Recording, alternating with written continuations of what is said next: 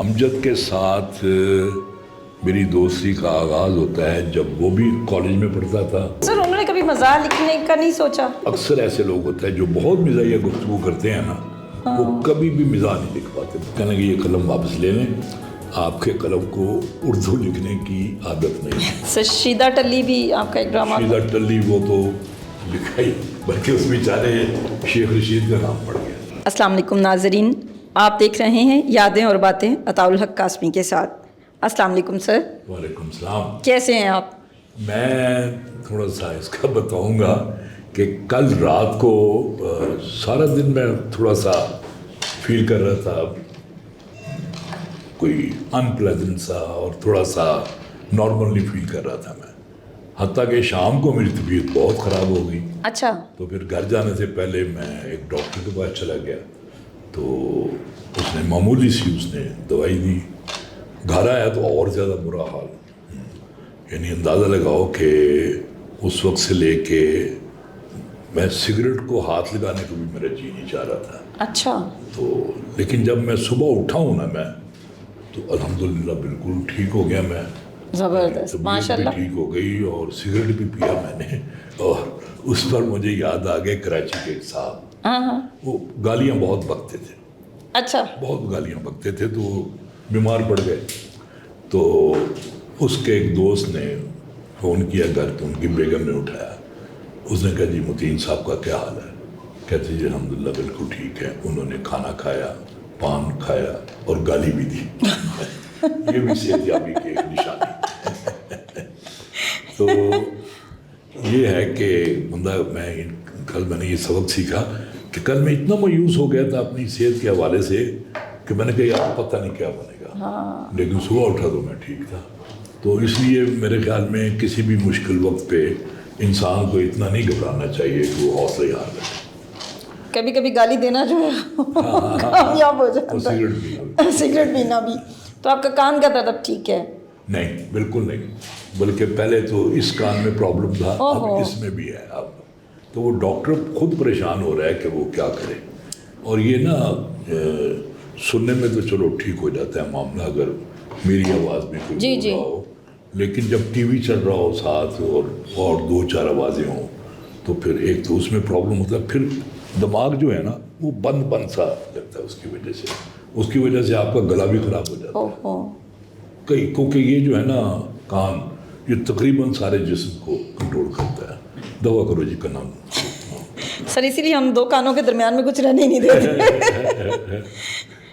سر آج میں بات کرنا چاہ رہی ہوں امجد اسلام امجد صاحب کی، آپ کی اور ان کی دوستی الف نون کی دوستی۔ ویسی تھی، بالکل جی، ویسی جوڑی تھی الف نون والی۔ تو آپ بتائیے کہ آپ کی ان سے دوستی کیسے ہوئی، اور یہ رفاقت کتنا عرصہ رہی، وہ کیسے دوست تھے؟ یہ نا امجد کے ساتھ میری دوستی کا آغاز ہوتا ہے جب وہ بھی کالج میں پڑھتا تھا اور میں بھی پڑھتا تھا۔ یہ اسلامی کالج سول لائن میں تھا اور میں ایم یو کالج میں تھا۔ تو سول لائن کالج میں شمع تاثیر ایک مشاعرہ منعقد ہوا کرتا تھا، بڑا شاندار، پتہ نہیں اب بھی ہوتا ہے کہ نہیں۔ اس میں میں نے پڑھا بطور طالب علم، وہاں امجد سے ملاقات ہوئی تھی۔ اس کے بعد پھر یہ ہوا کہ مشاعروں میں ملاقاتیں ہوتی نہیں، پھر اس کے بعد میں نے بھی ایم یو کالج بطور لیکچر جوائن کر لیا، اس نے بھی کر لیا، اور پھر ہمارے کمرے بھی جو تھے وہ ساتھ تھے، ہاں ٹیچر کے۔ تو میرا مطلب ہے کہ دن اور رات کے بس وہی لمحے جو ہیں ہم ایک دوسرے سے بات نہیں کر سکتے ہوں گے جب ہم سوئے ہوتے ہیں، ادروائز جاگتے ہوئے گپ شپ یہ وہ، اور بہت مزہ آتا تھا۔ اور اس کے بعد پھر تمام دنیا کے بہت سارے ملکوں میں اور پاکستان اور انڈیا کے بہت سارے شہروں میں ہم نے اکٹھے مشاعرے بھی پڑھے، اور بلکہ اس کے ساتھ نا بڑا ایک کمال کا رشتہ تھا امجد کے ساتھ، وہ تھا کہ وہ بھی فکر باز تھا، میں بھی فکر باز تھا۔ ہاں، اچھا، مجھ پر اگر کوئی فکرہ اچھا کسے تو میں انجوائے کرتا ہوں، اسی طرح امجد پر بھی کوئی اچھا فکرہ کستا تھا تو بڑا انجوائے کرتا تھا وہ۔ ایک دفعہ لاہور آرٹس کونسل کا مشاعرہ تھا، اس میں بڑے بڑے چوٹی کے شعراء تھے، حفیظ جلندری صاحب بھی تھے، اب آخر میں ہمارا وہ گروپ فوٹو ہونا تھا، تو حفیظ صاحب کی عادت تھی بس ایویں شرارت کر دیں سنا، تو اب وہ فوٹوگرافر تصویر بنا رہا ہے تو حفیظ صاحب کہتے ہیں کہ آپ کر کے کہتے ہیں میری ذرا چنگی جی تصویر بنائی. اچھا. وہ کہتا ہے حفیظ صاحب آپ کی بھی سمجھ نہیں آتی، جو بات اللہ میاں سے کرنے والی تھی وہ آپ مجھ سے کر رہے ہیں. اچھا یہ مجھے خام خواہ یاد آ گیا، میں امجد کا بتا اچھا. اسی مشاعرے کے بعد وہ کھڑے تھے تو ایک نوجوان آیا امجد کے پاس، کہنے لگا سر ذرا کنگھی ہوگی. اچھا اب تو آپ کو یہ پتہ ہی ہے امجد بالکل گنجا تھا. جی جی. میں اس کو مزاق میں خواجہ زلف دراز کہا کرتا تھا. اچھا. تو امجد نے بھی بڑے سکون سے کنگھی نکالی اور اس کو دے دی، مائنڈ نہیں کی اس کی بات. لیکن اس نے پوچھا یار اتنے سارے لوگ یہاں کھڑے تھے، تم نے کنگھی مجھ سے کیوں مانگی؟ وہ کہتا جی آپ کی کنگھی ذرا صاف ہوتی ہے. وہ بھی ہنس پڑا، امجد بھی باقی سارے بھی. تو امجد صاحب کنگھی رکھتے کیوں تھے جب ان کے سر پہ بال نہیں تھے؟ کنگھی رکھتے کیوں تھے جب سر پہ بال نہیں تھے؟ کبھی کسی نے یہ نہیں پوچھا ان سے؟ بالوں کا بھی جو ہے نا وہ ایک بڑا مزدار بات ہے. ایم اے کالج میں ہمارا ایک کولیگ ہوتا تھا بخاری، تو اس کے بال گر رہے تھے تو اس نے کہا امجد کو ایک دیا دعا دی کہ یہ تم نے سر پہ لگانا ہے اور 2 دن تک سر نہیں دھونا. اچھا. تو دوسرے دن جب اس نے سر دھویا تو سارے بال جڑے وہ بھی ہاتھی چار گئے.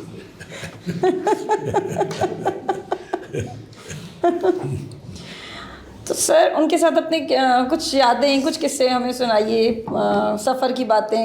بے شمار.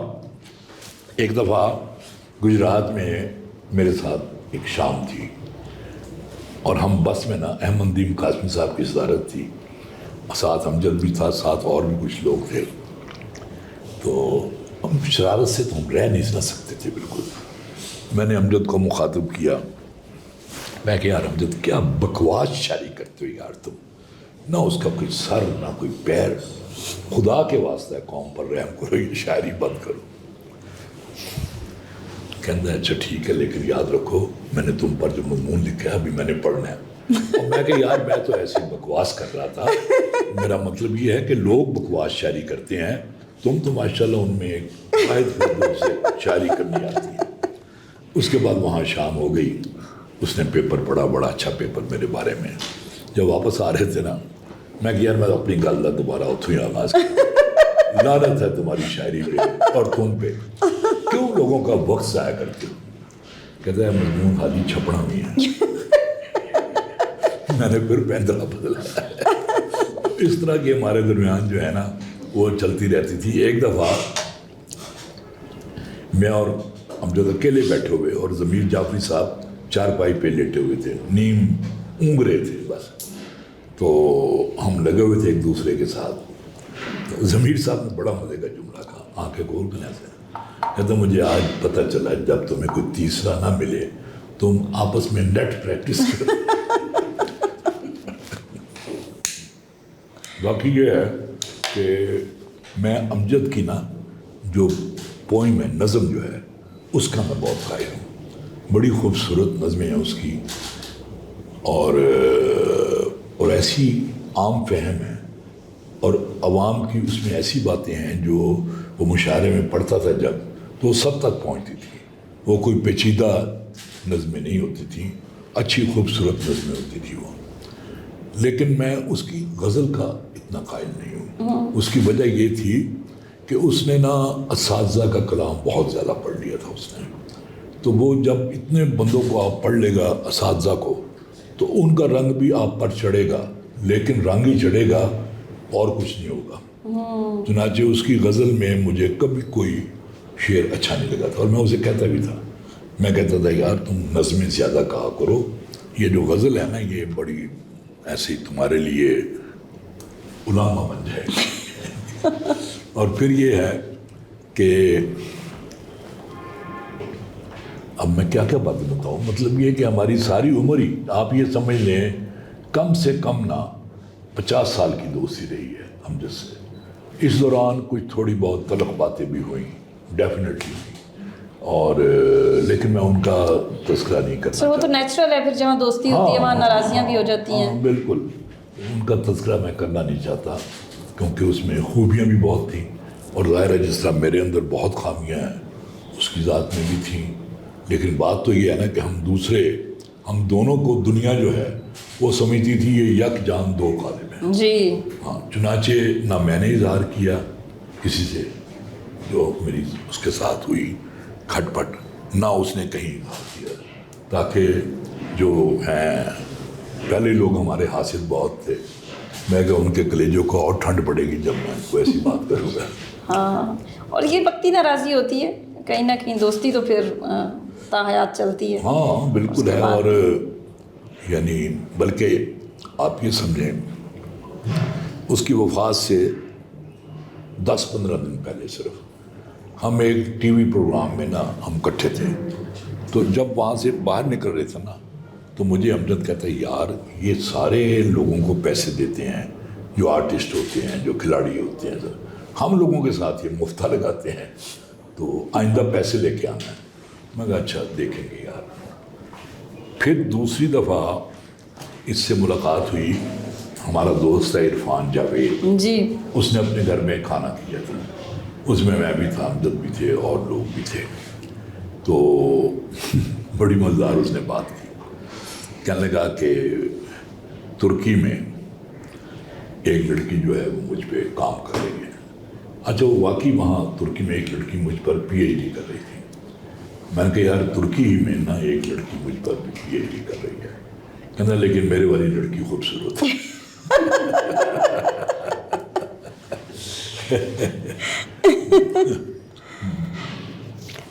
سر آپ نے سفر بھی اکٹھے کیے؟ سفر بھی اکٹھے کیے؟ بولو اتنا کوئی سفر ایک کی بات تھوڑی ہے، بے شمار سفر کیے ہم نے، اور کئی دن ہم اکٹھے رہے ہیں.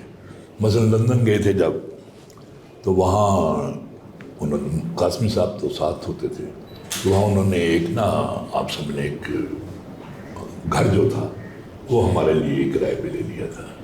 میں تھا، امجد تھا، خالد احمد تھا، ندیم صاحب تھے. وہاں کی یادیں تو مجھے امجد کے علاوہ بھی مجھے بہت یاد آتی ہیں. تو اب پہلے اس سے پہلے میں آپ کو ایک واقعہ سناتا ہوں. یہ دبئی کا واقعہ ہے. ہمارے ساتھ انڈیا کا ایک بڑا زبردست مزاحیہ شاعر ہے، دیکھو میری یادداشت جو ہے نا یہ بڑی پریشان کن ہو گئی ہوئی ہے مان سے. وہ خبیث آدمی عورتوں جیسی آواز بنا دیتا تھا. کوئی اگر پس پردہ ہو نا کوئی کہہ ہی نہیں سکتا تھا یہ کوئی مرد بول رہا ہے. اچھا میں نے اسے کہا، امجد بھی وہاں میرے ساتھ ہی تھا ہوٹل میں، میں کہ یار دیکھو یار اس کا نام مجھے یاد آ جائے تو مزہ آتا ہے، ویسے نام نہیں مجھے اس کا یاد آ رہا. پاپولر میرٹھی. اچھا، پاپولر میرٹھی بڑا کمال کا مزاحیہ شاعر ہے. تو میں نے کہا یار لڑکی بن کے نا امجد کو ذرا فون کرو. کہتا جی کر دیتا ہوں. اب اس نے میرے سامنے اس کو فون کیا. جی امجد صاحب بول رہے ہیں؟ میں نے کہا جی. کہتے جی میں نگہت بول رہی ہوں، آپ کی پرانی فین ہوں میں، اور آپ کی کوئی چیز جہاں بھی چھپے میں ضرور پڑھتی ہوں میں، اور میں تو آپ کو دیکھے بغیر ہی آپ پر نثار ہو چکی ہوں، اور مجھے پتہ چلا کہ آپ یہاں آئے ہیں دبئی میں. اس نے کہا ہوگا کہاں آئے ہوں؟ تو اس نے پوچھا آپ کہاں ٹھہرے ہوئے ہیں؟ اس نے بتایا کہ میں کہاں ٹھہرا ہوں. تو اگر میں 1 گھنٹے بعد آپ سے ملنے آ جاؤں تو آپ مائنڈ تو نہیں کریں گے؟ اس نے کہا ساتھ بسم اللہ. تو اب کوئی آدھے گھنٹے کے بعد نا میں نے دیکھا مجھے تیار ویار ہو کے سر پہ جتنے بال تھے ان کو سنوار کے یعنی پہلے تو ہوٹل کے اندر ٹہلتا رہا، اس کے بعد وہ باہر چلا گیا. اب مجھے اور پاپولر میرٹھی کو تو پتہ تھا معاملہ کیا ہے. تو اس کے بعد میں بھی باہر چلا گیا. کہتے یار دھوپ ایتھے گئے تو اندر جا، تو ایتھے کد لی آ گیا؟ میں کہ یار میں دھوپ سیکنا ہے تیرے اندر. کہتا نہیں جاؤ یار تم اندر جاؤ. میں نے کہا یار تم بھی آ جاؤ اندر. نہیں یار میرا بس اندر دل گھبرا رہا تھا. خیر کو 1.5-2 گھنٹے انہیں انتظار کیتا، مویا نے آنا سی. تو اس طرح کی جو ہوتی تھی نا شرارتیں باہمی، تو کبھی انہیں بتایا دوبارہ کہ وہ ہم تھے؟ بتا دیا تھا ہاں. اور پاپولر میلٹی کو سامنے کر کے کہ اے کڑی کسی دیکھ لا اگر ہوں بھی گل کرنا چاہنا تو کر لیا بشک. اور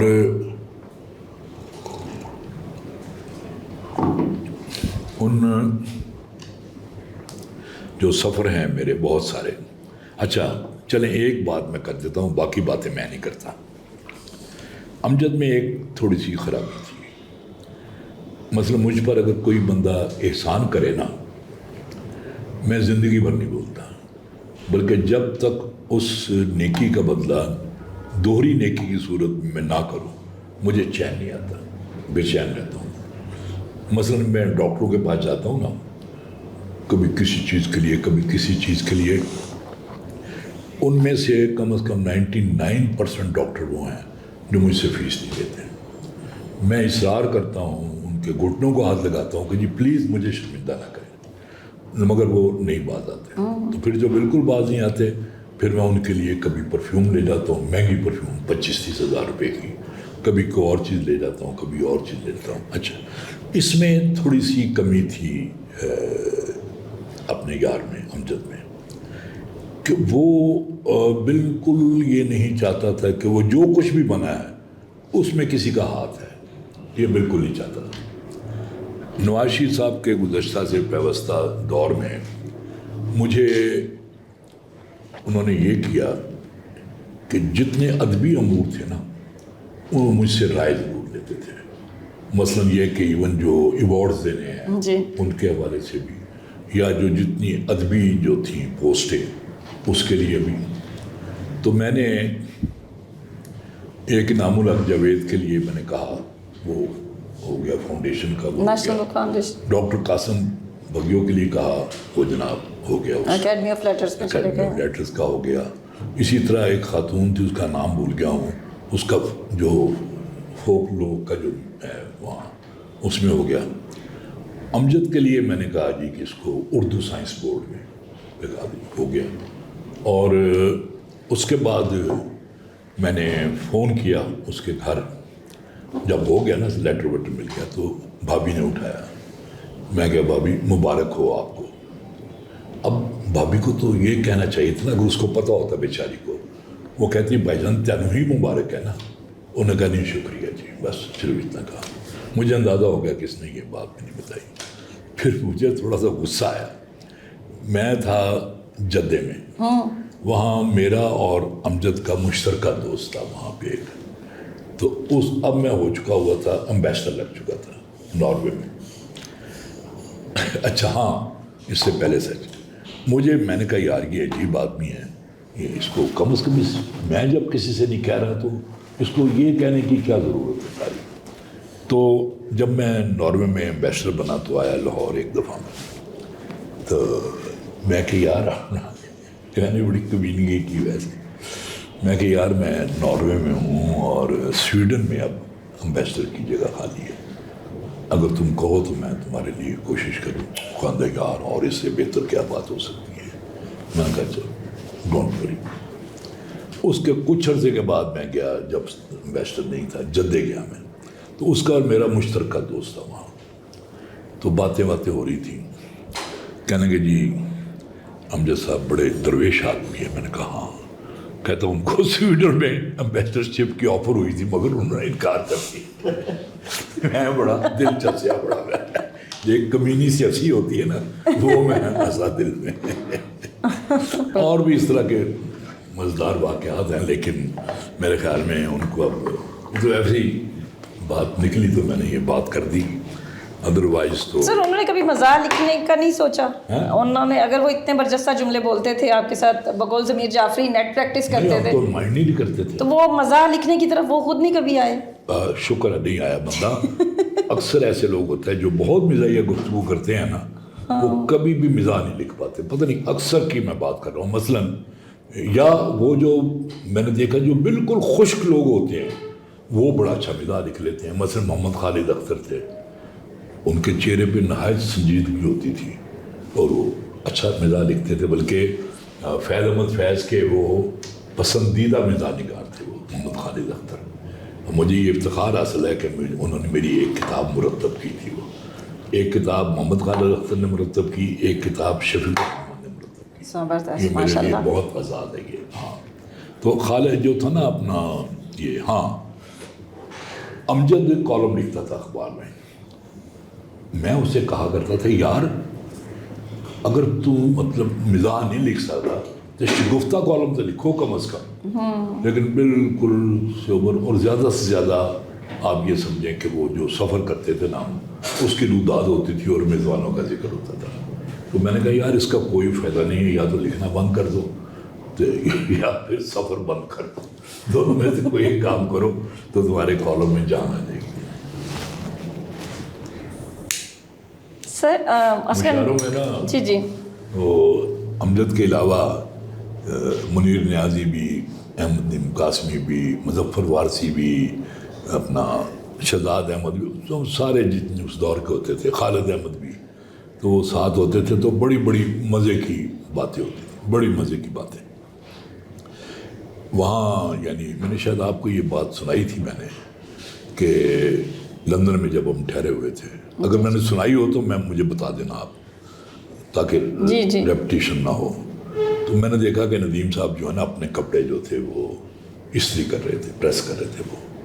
تو میں بھی اپنے کپڑے لے کے جا رہا تھا نیچے ان کو دینے کے لیے, یعنی دھلانے کے لیے. میں نے بات بتائی ہوئی, ہاں جی, اس کو چھوڑ دیتے ہیں. اچھا, دوسری بات جو میں نے شاید وہ بھی بتائی ہوئی ہے کہ جب واپسی پہ ہم کار میں آ رہے تھے گلاسکو سے لندن, تو وہاں مظفر وارثی بھی ساتھ تھے, یہ بھی بتائی ہوئی ہے شاید. آپ بتائیں نا. نہیں بتانا نہیں نا, جب بتائی ہوئی ایک بات تو پھر نہیں, اس کا مزہ نہیں آتا. اور تیسری بات بھی بتائی ہوئی ہے, مجھے سب سے زیادہ پسند ہے وہ یہ کہ ساقی فاروقی ہمیں لندن کی سیر کرا رہے تھے. یہاں فلاں شاعر بیٹھ کے نظم کہتا تھا, یہاں فلاں افسانہ نگار بیٹھ کے افسانہ لکھتا تھا, یہاں فلاں جو تھا وہ بیٹھ کے ناول لکھتا تھا. 4 بج گئے اور سخت بھوک لگی ہوئی. میں کہا ساقی بھائی اب آپ ہمیں کسی ایسی جگہ لے جائیں جہاں کوئی مشہور آدمی بیٹھ کر کھانا کھاتا ہو. اچھا, ندیم صاحب بھی کھلکھلا کے ہنس پڑے نا, وہ کو بھوک بڑی لگی ہوئی تھی اور یہ ہمیں ٹرخا رہا تھا, مطلب ایسے ہی باتوں پہ کہ جی کھانے سے مجھے یاد آیا کسی نے آپ کو اسی طرح سے بڑے شوق سے دعوت دے کر کدو بھی تو کھلائے تھے. کدو تو نہیں, لیکن ہاں وہ دیکھیں جو کدو نہیں تھا, میں آپ کو بتا, اچھا یاد دلا دیا آپ نے. 2 شاعر اس میں آتے ہیں. جو جس شاعر نے ہمارے ساتھ یہ ہاتھ کیا تھا وہ مرحوم ہو چکا ہے. وہ میں اور امجد ہم اسلام آباد میں تھے, تو وہ ملا ہمیں بڑی محبت سے, احترام سے, کہنے لگا آپ آتے ہیں اور آگے چلے جاتے ہیں, اس دفعہ آپ نے میرے گھر کھانا کھانا ہے اور جن دوستوں کو چاہیں آپ انوائٹ کریں. ہم نے کہا جی ٹھیک ہے. چنانچہ اپنے ذات میں نے محمد منشا یاد مرحوم, مظہر الاسلام اور جتنے بھی نمایاں ادیب تھے اسلام آباد کے, ہم ان کے گھر پہنچ گئے. اب انہوں نے گاؤن پہنا ہوا, وہ سی ایس پی افسروں کی طرح سی ایس پی تھے, گاؤن پہنا ہوا اور سگار پی رہے تھے اور ٹیک لگایا اس پہ, گپ شپ لگاتے رہے پہلے. اب ہمیں ظاہر ہے کہ وہ کھانے کا وقت ہو چکا تھا, لیکن کھانے کا دور دور تک کچھ پتہ نہیں تھا. ہمارا خیال تھا کہ اس دوران شاید کافی پلائیں گے, وہ بھی کوئی نہیں. اس کے بعد آگے بڑا سارا کرٹن تھا ڈرائنگ روم اور ڈائننگ روم کے درمیان. نوکر آیا, اس نے ایسے یوں کر کے کرٹن کھینچا, سر کھانا لگ گیا. ہم گئے تو بہت بڑی میز, اتنی میز سمجھ لیں آپ تقریباً, اس کے اوپر ایک اتنا بڑا برتن اور ایک چھاپا. برتن میں ساگ سے کدو تھے شاید یا کوئی اور چیز اس طرح کی بغیر گوشت کے, اور اس میں چھاپے میں روٹیاں تھیں. کہتے لو جی بسم اللہ کرے جی. اچھا, وہ تو منشا یاد کو تو اتنی ہنسی آئی نا کہ کہتا وہ باہر نکل گیا واش روم میں. اس کے بعد مظہر الاسلام پیچھے اور امجد بھی پیچھے, میں برداشت کر کے میں بیٹھا رہا تھوڑی دیر بعد. اچھا, اس کے بعد ہم نے وہ زہر مار کیا جو بھی تھا, تو واپس آ کے بیٹھ کے دوبارہ ہمارا خیال تھا کہ اب کوئی کافی آئے گی یا کچھ نہ کچھ ہوئے گا. 1 گھنٹہ انتظار کرنے کے بعد کچھ نہیں آیا, تو ہم نے کہا جی اجازت ہے. کہتا بہت شکریہ آپ لوگ تشریف لائے. ہم آ گئے. اس پر مجھے وہ ملا نصیر الدین کا واقعہ یاد آتا ہے کہ ایک بندے نے ملا سے کہا کہ ملا جی آج ہماری طرف آئیں آپ اور دال روٹی جو ہے وہ کھائیں.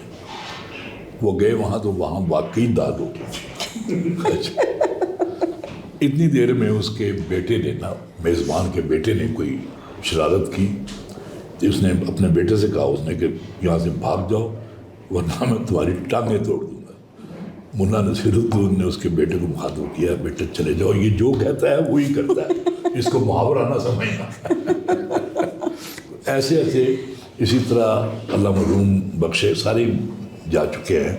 وہ بہت شاعر تھے, بڑے مشکل شاعر تھے. وہ عربی کے الفاظ بہت زیادہ ہوتے تھے ان کی شاعری میں. تو وہ انہوں نے اسلم کمال راوی ہے اس بات کا, کہتے انہوں نے مجھے رمضان میں کہا کہ آپ روزہ میرے ساتھ کھولیں گے. کہتے جی میں وہاں چلا گیا اور جب اذان ہوئی ہے تو ملازم جو تھا ایک ٹرے پہ نا روح افزا کے 2 گلاس لایا. وہ ہم نے روزہ افطار کیا. اس کے بعد ہم نے اکٹھی نماز پڑھی. تو پھر کہنا اچھا جی اجازت, روزہ افطار کرنے کا کہا تھا وہ کروا دیا افطار. کیسے کیسے لوگ ہیں سر. دیکھیے کولوفیل میں تضاد نہیں ہوتا. اور پھر یہ میں واقعہ آپ کو بتا چکا ہوں اسی شاعر کا. بڑی مشکل, میں نے کہا نا وہ شاعری کرتے تھے.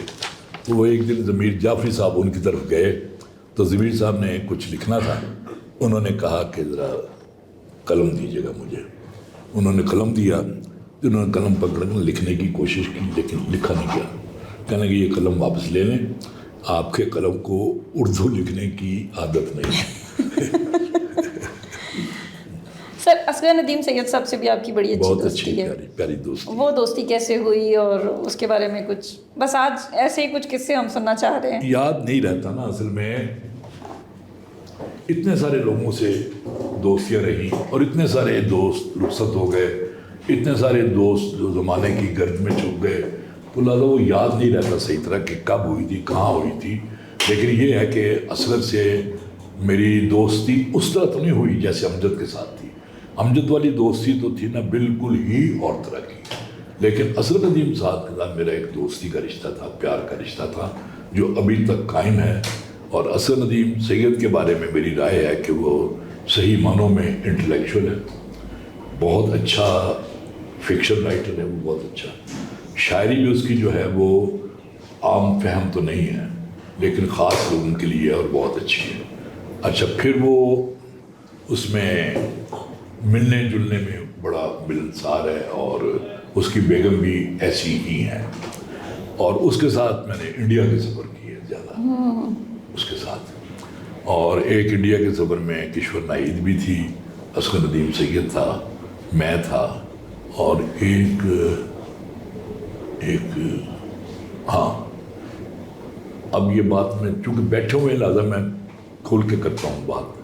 جی جب ہم دلی ایئرپورٹ پہ اترے ہیں نا تو مجھے پتا تھا کہ جو اصغر ندیم سید ہے یہ شوق کرتا ہے. یہ تو میری ایک عادت ہے عجیب سی, میں نے وہاں سے نا ایک بوتل لے کے اس کو میں نے دے دی.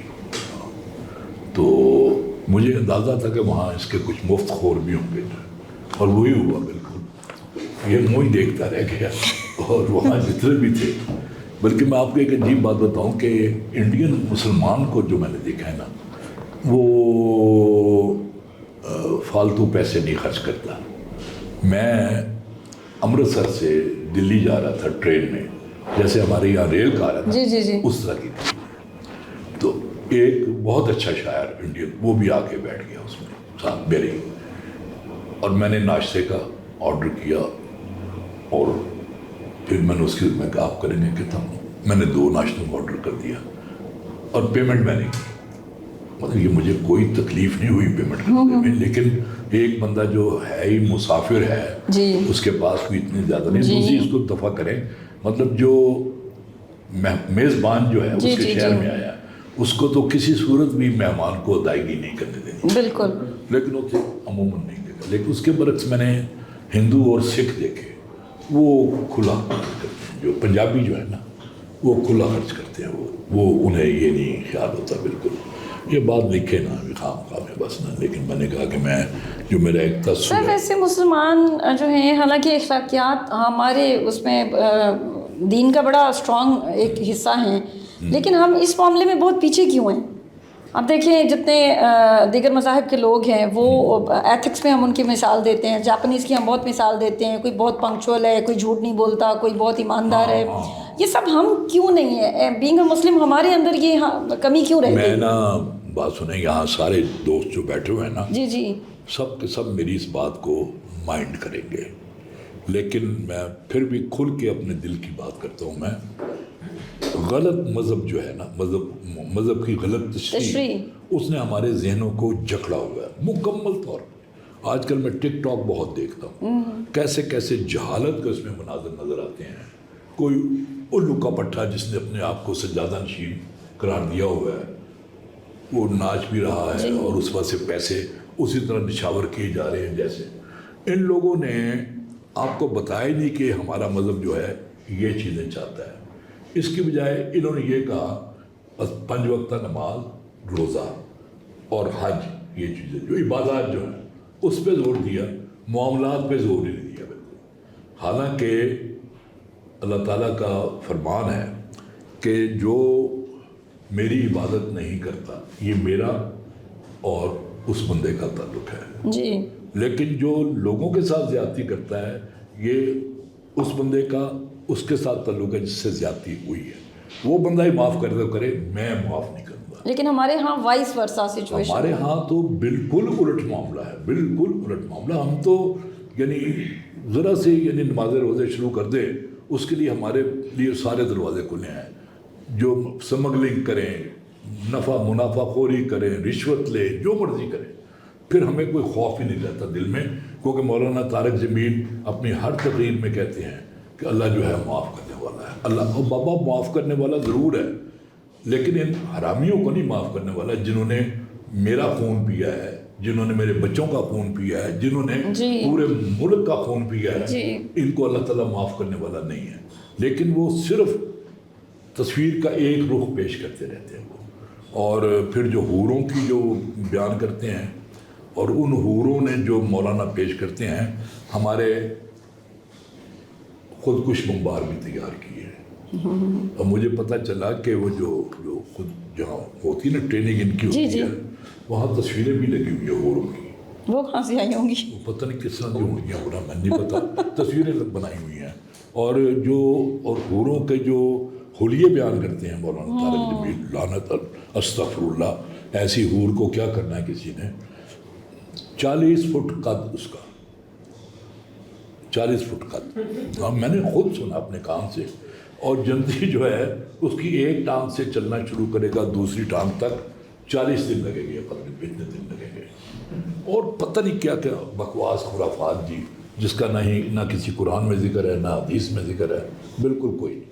ایک دن خود میری ملاقات ہو گئی مولانا سے الحمرا میں. اچھا. ہاں، میں نے ان سے یہی باتیں کی جو میں آپ لوگوں سے کر رہا ہوں. میں نے کہا جی یہ بتائیں کہ جو اتنے حرامی قسم کا جو بندہ ہے جو یہ جرائم کرتا ہے وہ بھی معاف ہو جائے گا؟ کہتا ہے یہ تو اللہ کی مرضی ہے نا جی، جسے چاہے معاف کر دے گا.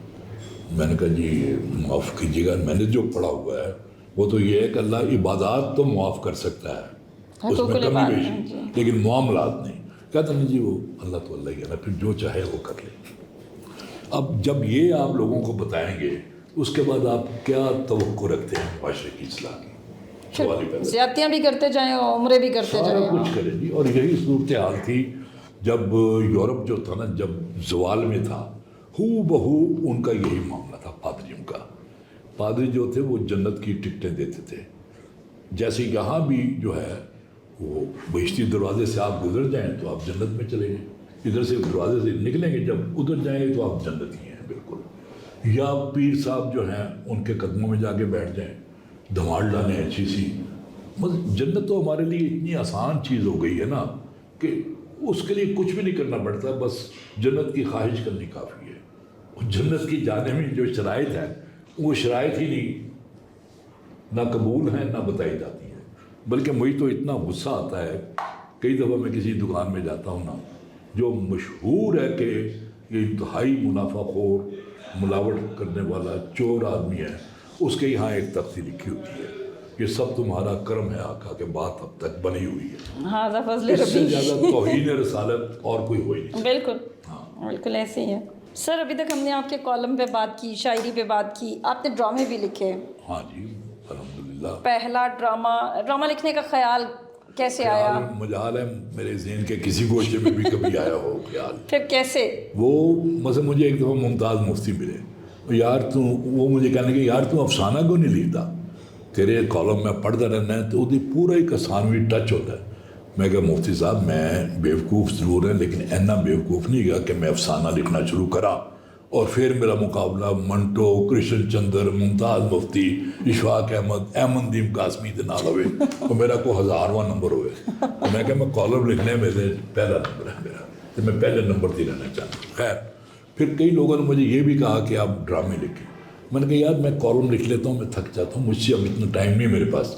کالم لکھتا ہوں, پھر میں نے سفر نامے لکھے ہیں تو جی. لیکن وہ جو تھے نا اللہ یار, ایک تو میرا حافظہ بڑا کمزور ہو گیا. بہت مشہور آدمی تھے, ریڈیو کے بڑے, ٹی وی کے بہت بڑے. ایوب خاور؟ نہیں ایوب خاور تو بچہ تھا اس وقت. اچھا. نہ وہ پی ٹی وی کے عہدے پہ تھے بڑے. اچھا. زیاد جلندری نہیں اور تھے. بہرحال وہ مجھے ملے, کہنے گے یار تم کیوں نہیں لکھتے ڈرامے. میں نے کہا جی میں نہیں لکھ سکتا, ابھی خام میں پنگا لوں. نہیں آپ لکھ سکتے ہیں, میں آپ کے کالم پڑھتا ہوں, اس میں پورے ایک ڈرامائی ایلیمنٹ بھی موجود ہے. میں نے کہا جی اچھا پھر آپ یوں کریں, اگر آپ یہ سمجھتے ہیں تو کسی پروڈیوسر کو میرے پیچھے لگا دیں. مجھ سے کوئی کام کرانا ہو تو بندہ میرے پیچھے لا دو, مطلب لگا رہے تو ایک دن میں وہ کام کر دینا. سر جیسے میں نے کیا. اچھا تو وہ انہوں نے, اللہ آپ کا بھلا کرے, پہلے تو اس کو لگایا ایوب خاور کو. تو میں نے سب سے پہلے بچوں کا ایک پلے لکھا. وہ تھا کون سا کریکٹر ہے جو علی بابا چالیس, وہ لکھا میں نے. اس کے بعد پھر میں نے دوسرا ایک لکھا, نام یاد نہیں رہا, وہ بڑا اچھا جا رہا تھا, بہترین جا رہا تھا. تو زیاد جلندری صاحب جو اتنے بڑے ادیب تھے, شاعر تھے, اس وقت وہ پی ٹی وی کے تھے, ایم ڈی تھے. وہ لاہور آئے, انہوں نے وہ دیکھا سارا. اس میں ایک کردار تھا جو اپنے چچا کا, اس کو عادت تھی بازو پکڑ کے بات کرتا تھا, بازو کھینچتا تھا تو بات کرتا تھا, اور تھوڑا سا حقلا بھی تھا.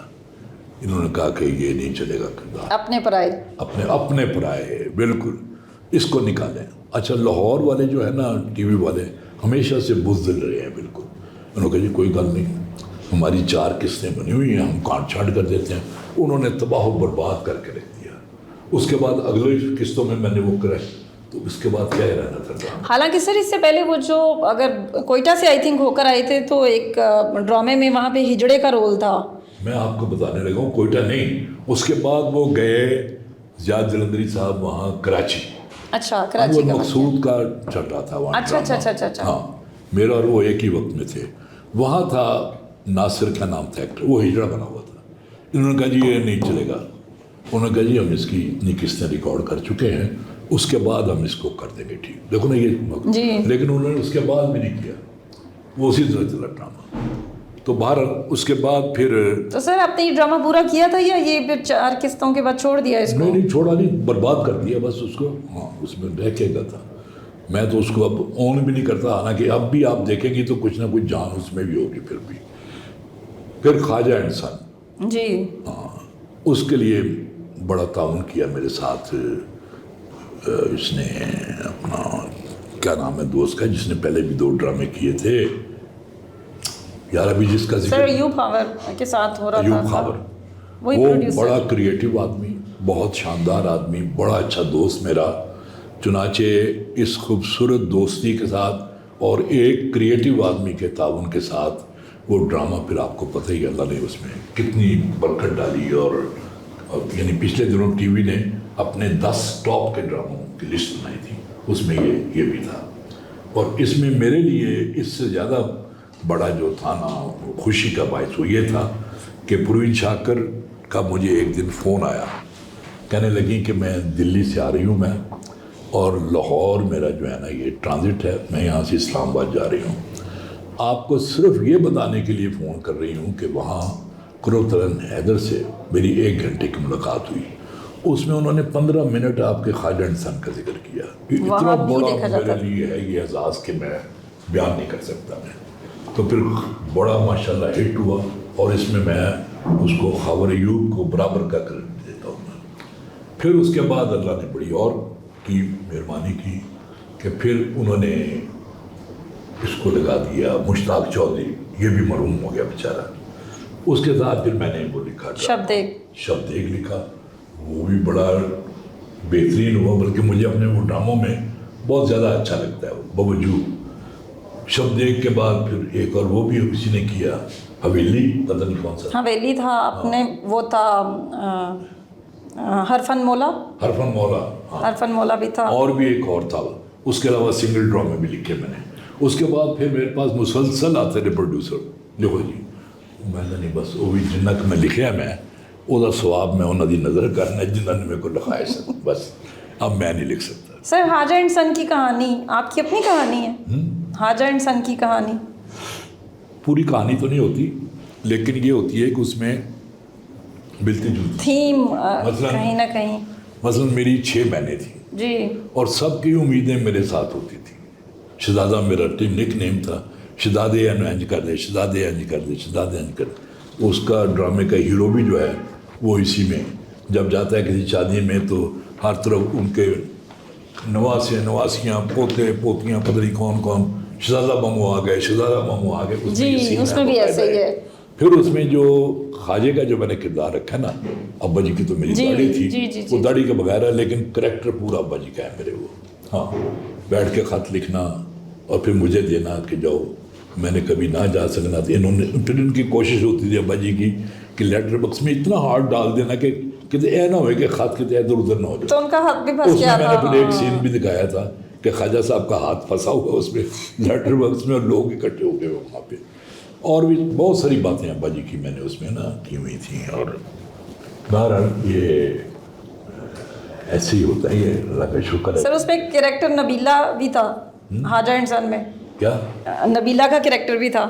ओ उजड़ी अड़े वाली, वो भी हकीकी कैरेक्टर था? नहीं, वो लाहौर का कैरेक्टर है, समझे ना आप। लाहौरिये रे को ड़े और ड़े को रे बोलते हैं, चिड़िया उड़ गई इस तरह कहते हैं वो। जैसे अमीन हफीज़ नहीं है जो एंकर, जी जी जी जी, वो बिल्कुल टिपिकल लाहौरी है वो ना। और उसकी यही चीज़ मीर शकीलुर रहमान को पसंद थी, तो अब वो वहाँ से चला गया है उसमें एक और चैनल में। सर शीदा टल्ली भी आपका एक ड्रामा? शीदा टल्ली वो तो लिखा ही, बल्कि उस बेचारे शेख रशीद का नाम पड़ गया। वो इलेक्शन में चल रहा था वो, तो फिर उसके जलसे में भी लोगों ने शीदा टल्ली, ये जो सियासतदान होते हैं ना जाली किस्म के, वो उनके बारे में था वो बिल्कुल। और बड़ा क्या उसने आला किरदार अदा किया। अच्छा मेरा एक और ड्रामा था, अब मुझे वो याद नहीं आ रहा, उसमें भी एजाज बटालवी था। ये लंबा ड्रामा था कुछ, इतना नाजुक कैरेक्टर था उसका, अच्छा, कि ना मैं खुल के लिख सकता था ना वो खुल के अदाकारी कर सकता था। मसलन मैंने उसमें जो जागीरदार था और पीर था उसको मैंने गे लिखाया हुआ था। अच्छा, अब इशारों के नामे में मैंने बात लिखी हुई थी, और उसने इस कमाल से वो किरदार अदा किया कि सबको पता चल गया कि मैं क्या कहना चाहता हूँ। हाँ, ये बहुत बड़ा अदाकार ईमान से। एक दफ़ा शब्द एक में मैंने ये बताया कि उसको तेज़ बुखार हो गया हज़ियान की कैफियत में। अब वो अपने आप को जाहिर करता था कि वो शायरी है, उसका देहात से कोई ताल्लुक नहीं है। जी जी जी, एहसास कमजोरी का शिकार था ना जी। अब जब बुखार चढ़ा, अपने होश से बाहर हुआ, तो उसने हीर गाने शुरू कर दी। और हीर गाने के अलावा और किसी ने गानों पट्टे पाने के नहीं पाए, और देखी और सिंह परेगा फसाड़ने की, इस तरह की बात। जी जी जी। अब जब वो उसका वो सीन ख़त्म हुआ ना, तो मैं एजाज के पास गया। मैं जी कमाल करता था शायद, इतनी आला अदाकारी के लफ्ज़ बयान नहीं करता, लेकिन उन्होंने मेरी बात को लिफ्ट ही नहीं करेगा। आधे घंटे के बाद आए मेरे पास, कहा साहब आप क्या कह रहे थे? अच्छा, वो उस कैफियत में इतना डूबे हुए थे? मैंने कहा मैं ये कह रहा हूँ। कहता उस कैफियत से मैं अब निकला हूँ। हाँ, ये होती है अदाकारी। अच्छा वो ज़माना जो था ना, यानी जब अकेला PTV होता था, जी जी जी, उसमें राइटर की और प्रोड्यूसर की शान देखने वाली होती थी। यानी उम्मीदवारान अदाकारी कतार अंदर कतार बैठे हुए थे, और जो प्रोड्यूसर होता था वो फिरौन की तरह से उनके दरमियान में से गुजरता था। कुछ सलाम करता तो उसका जवाब भी नहीं देते थे, और क्योंकि वाहिद था। और बाहर PTV की इमारत में दाखिल होने जो था वो एक बड़ी कामयाबी समझी जाती थी। तो अब तो जगह जगह वो खुल गए हैं सारे। तो सर आपके हर ड्रामे का जो मंजरनामा था वो अंदरून लाहौर का था, अंदरून शहर का था। उसकी मैं वजह बता देता जी। हूँ आपको। मेरी हर तहरीर और मेरी पूरी ज़िंदगी जो है वो इसी तरह की है कि अंदरून लाहौर मैं क्यों दिखाता हूँ कि वो ज़िंदगी है जो हमारी बेशतर आबादी वही ज़िंदगी बसर करती है। जी जी जी, ना मैं उसमें महल्लात दिखाता हूँ, ना मैं ज़रक बरक लिबास दिखाता हूँ, ना मैं दौलत की रेल पेल दिखाता हूँ, बल्कि ये दिखाता हूँ कि रूखी सूखी खा रहे हैं और खुश हैं। ये मेरा एक आइडियल मुआशरा है जिसको मैं पेंट करता हूँ। उसमें खुद मैंने अपनी ज़िंदगी सारी इसी तरह गुजारी है। बिल्कुल। बल्कि आज मैं एक बड़े घर में रहता हूँ और मैं उस छोटे घर को मिस करता हूँ जिसमें मैं रहा करता था। इवन आप वो जो वैन के भी मैंने आपके कॉलम्स पढ़े हैं, लोकल वैन के, टोयोटा वैन के भी जो मंजर है कि कैसे टांगों में टांगे फंसा के लोग बैठे होते हैं। हाँ बिल्कुल। और वो फिर ये भी- कि उसमें मैं ये करता हूँ कि ख्वाहिशात को कंट्रोल करें, अपनी ख्वाहिशों को खूबसूरत शक्ल देने के लिए ख्वाहिशों की कैद से आज़ाद होना चाहिए। ये मेरा शेर भी है ये। और उसमें मैं यही करता हूँ, ये फिर उम्मीद दिलाता हूँ मैं लोगों को कि उनको मायूस ना होने दें, मंजिल अपने जहन में रखें और उसके लिए सफ़र करते रहें, तो एक दिन मंजिल पे पहुँच जाएंगे। काफ़ी नहीं हो गया सर? काफ़ी है, बस मैं इसको क्लोज कर देती हूँ कि आपने ड्रामा लिखना क्यों छोड़ दिया? मैंने तो वजह बता दी उसकी कि वो जब लठ लेके मेरे पीछे पड़ जाए तो मैं लिखता हूँ, वरना लिखता नहीं। बल्कि ड्रामा क्या, ये कॉलम तो मुझे मजबूरी में इसलिए लिखना पड़ता है कि तय है मेरा, जिनके साथ मेरा मुआहदा हुआ था कि मैंने 5 कॉलम हफ्ते में लिखने हैं, और उसके मुझे बहुत माकूल पैसे मिलते हैं, ठीक है ना। तो लेकिन उसका ये है ड्रामे का कि एक तो ये कि मैं अपने आप बैठ के लिख नहीं सकता, दूसरे ये कि अब जो ड्रामा लिखा जा रहा है ना आजकल, वैसा ड्रामा ना मैं लिख सकता हूँ ना मैं लिखना चाहता हूँ मैं, बिल्कुल। इसमें क्या है, तलाक़े है, इसमें क्या है, फ्लर्टेशन है, रिश्तों की पामाली, अमारत के मुजाहरे हैं, और क्या है, ये मैं लिख नहीं सकता, बिल्कुल। इसीलिए तो हम चाहते हैं कि आप कोई ऐसा ड्रामा लिखें जो झंझोड़े लोगों को दोबारा से और वापस लेकर जाए। कोई प्रोड्यूसर मेरे पीछे लगा दें आप। सर पहले तो मैं ढूंढती हूँ कोई प्रोड्यूसर पे लगा देती। सर एक आखिरी सवाल जो मुझे भी दिक्कत का सामना करना पड़ा, आपने इतने आला ड्रामों के स्क्रिप्ट संभाल कर नहीं रखे। हाँ नहीं रखे वाकई, लेकिन आपने कमाल कर दिया, एंड आई सल्यूट यू। मुश्किल तरीन काम है कि सामने ड्रामा चला के उसको फिर आगे करना, पीछे करना, फिर लिखना सारा। इन्होंने एक ड्रामा मेरा पूरा ट्रांसक्राइब किया है, दूसरा करके बैठी। दूसरा भी हो गया, वो भी संगे मील पे पड़ा है। अच्छा, ख्वाजा एंड सन भी हो चुका है। 2 हो गए ना? 2 हो गए हैं जी। लेकिन वो पता नहीं कब छाप रहा है वो। इंशाल्लाह मैं आज उनसे पता करूंगी। लेकिन सर ये बहुत मुश्किल काम था, अगर उस वक्त आपने संभाल के रखा बिल्कुल। मेरे लिए आसान हो जाता, वो बात मुश्किल तो काम था। लेकिन मैंने तो अपनी गज़लें नहीं संभाल के रखी। बिल्कुल। मैंने पता नहीं कौन कौन सी कीमती चीज़ें थी जो मैंने नहीं संभाली। एक लापरवाही रही सारी उम्र ना जेल में। बस सर मेरी तरफ से इख्तिताम, बस हमारे साथी कोई सवाल पूछना चाहें तो। सर बस एक छोटा सा सवाल मेरा ये है कि आपकी तहरीर में जो शगुफ्तगी है, ज़राफ़त है, आपने सफ़र भी बहुत ज़्यादा किए हैं, तो इस सफ़र ने इस लिखने में कोई मदद की आपकी? कितनी मदद की, मैं सब ये जानना चाहता हूँ। मेरे ख्याल में ये फितरी एक चीज़ होती है। जिस तरह फितरी तौर पे आप नेक पैदा होते हैं या बद पैदा होते हैं, कुछ फितरत होती है, कुछ आपकी सोसाइटी होती है, मिल के ना वो आपका किरदार मुतय्यन करती हैं। तो मेरे मिजाज में शुरू से ही एक शगुफ्तगी सी थी शुरू में, और मेरी बहनें बड़ा एंजॉय किया करती थी मेरी बातें। और उसके अलावा मुझे मौसीकी से भी बड़ा शगफ था, बैठे बैठे मैं ये बजाता रहता था। चनाचे स्कूल में मैं जो बैंड था, जो उसमें बड़ा ना बैंड होता, वो गरज पा गया। अब्बा जी को पता चला, उन्होंने मना कर दिया, तो मैंने मना तो हो गया। लेकिन आज भी मुझे ख़ास तौर पे जो होते हैं ना ढोल वाले जो होते हैं, मुझे उसकी आवाज़ इतनी पसंद है कि मैं आपको बयान नहीं कर सकता। कहीं दूर से भी सुनाई देना तो मैं ऐसे ऐसे करता हूँ, थोड़ा बहुत है। और कई दफ़ा मैंने ऐसे किया है कि गाड़ी में जा रहा हूँ मैं, तो देखा वो ढोल वाले मुंतज़र होते हैं गाहक के, तो मैं गाड़ी ज़रा परे करके मैं कहता हूँ आ जाओ, वो भी ढोल बजाओ यार तुम। वो ढोल बजाते हैं, फिर मैं उनको उस तरह को देखे। तो ये कुछ आपके अंदर पैदाइशी चीज़ें होती हैं। सर, आपने जिक्र किया था कि अमजद साहब जिन लोगों को बहुत ज़्यादा पढ़ा करते थे, उनका एक रंग उनकी शख्सियत पे वाज़िह हो रहा था। बिल्कुल। तो ये कैसे पॉसिबल है कि हम किसी से सीखते भी रहें, उसको पढ़ते भी रहें, और उसका रंग जो है वो हमारी शख्सियत पे ना आए? बेटे, ਇੰਨੇ ਵੱਡੇ ਆਦਮੀ ਨਾਲ ਜਦੋਂ ਮੱਥਾ ਲਾਓਗੇ ਤੁਸੀਂ तो वो तो फिर नहीं होता ना। अब अगर अमजद इस्लाम मुझे पढ़ता रहता या जो उसके हमअसर थे उनको पढ़ता रहता तो उससे उसको महमेज मिलती। लेकिन जब आप पंगा लेंगे गालिब से, मीर से, मुसफ़ी से और इतने लोगों से, तो आप उनके रंग में रंगे तो जाएंगे लेकिन उस पाए का आप शेर नहीं कह सकते। बिल्कुल। सर, बाज़ वक़्त उस ज़मीन का भी आप इस्तेमाल करते हैं तो वो कहीं ना हाँ कहीं जी, उसका हाँ। वो और वैसे भी मेरी ज़ाती राय है उनकी गज़ल के बारे में।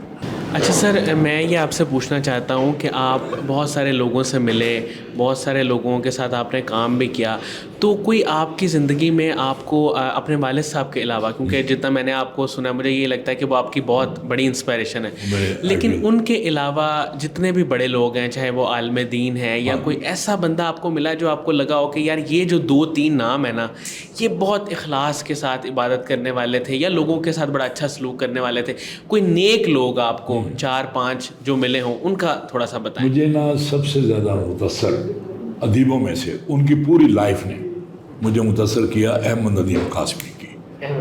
यानी इतने बड़े शायर, सब कुछ मजलिस अंजुमन तरक्की पसंद मुसन्निफीन के आखिरी सेक्रेटरी जनरल, सारी उम्र रक्शे में सफ़र करते रहे और उनका घर पक्की ठट्ठी में 10 बंदे का घर, जबकि उनके हमअसर जितने भी थे वो सब नई आबादियों में और बड़े बड़े घरों में मुंतकिल हो गए। फिर इनमें सादगी बड़ी थी। अपने गांव जब जाते थे तो गांव वालों का लिबास पहनते थे, धोती बांधते, पगड़ी बांधते थे सर पे, नदीम साहब, और इतने ज़्यादा मुनकसरुल मिजाज कि शदीद गर्मियों के दिन थे तो बेल हुई मेरे घर की, इकबाल टाउन की।